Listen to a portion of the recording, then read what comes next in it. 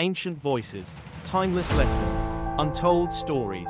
Bible Talk, where Bible.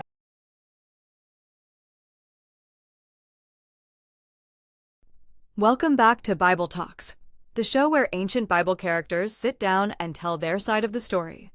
Today's guest is one of the most famous leaders in history, the man who talked to a burning bush, led a nation out of slavery, and walked through a sea that should not have opened. Please welcome Moses. Thank you. It's an honor to be here.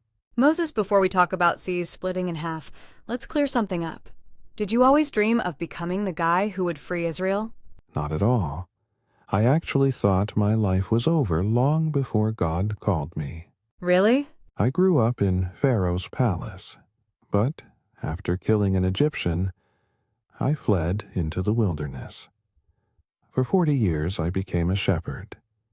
No palace, no army, just sheep. So, from prince to sheep manager? Exactly. That's one serious career change. Then, one day, you see a bush. That's on fire, but somehow, it's not burning. I remember stopping and thinking, that's unusual. I thought I was tired. I had been in the wilderness a long time. So your first assumption was the hallucination? Basically.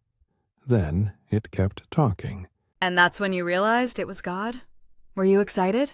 Honestly, terrified. And I took off my sandals very quickly after that. Good decision. Now let's talk about Pharaoh. God told you to go back to Egypt and confront the most powerful king in the world and say, "Let my people go." And your first response was? I can't speak very well. So even Moses struggled with insecurity? Absolutely. People think heroes never doubt themselves. That's simply not true. God doesn't call perfect people. He equips willing people. That's powerful. So you walked into his palace and said, "Let God's people go." How did that go? About as well as you'd expect. He said no. Again, and again, and again. It was a process. That had to be frustrating. That was a long process, was it not? A very long process. He was a very persistent fellow.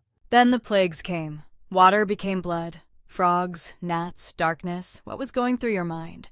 I was just delivering messages. God handled the details. I wasn't trying to prove my power.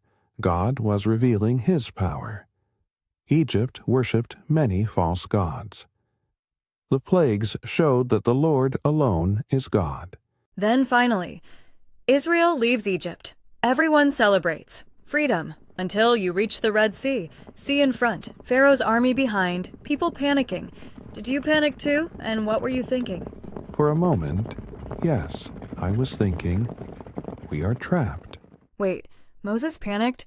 Not exactly confident leadership vibes.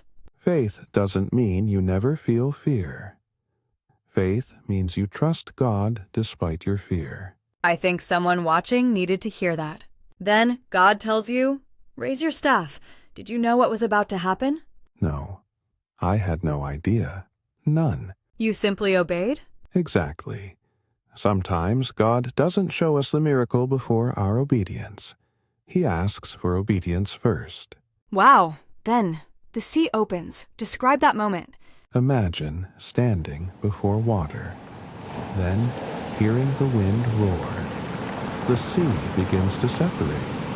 Walls of water rise on both sides. A dry path appears where there should have been none. Could you actually hear the people? Children laughing, parents crying, people praising God, everyone realizing we're actually walking through the sea. That must have been unforgettable. It reminded us that what seems impossible to us is possible with God. Then Pharaoh's army follows. The waters return. Israel is finally free. Yes, not because we were strong, because God was faithful. One last question. If you could speak directly to people today, those facing impossible situations, what would you tell them?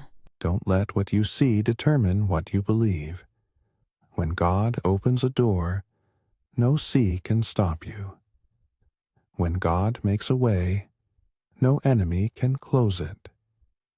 Trust Him, even when you can't yet see the miracle. That's a message we all need. Moses, thank you for joining us today. Thank you. And thank you for watching Bible Talk. If this conversation encouraged you, subscribe, leave a comment, and let us know. Which Bible character should we interview next?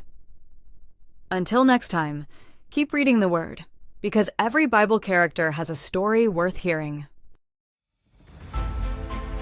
Faith, wisdom, redemption, purpose. Bible Talk, where Bible characters tell their story.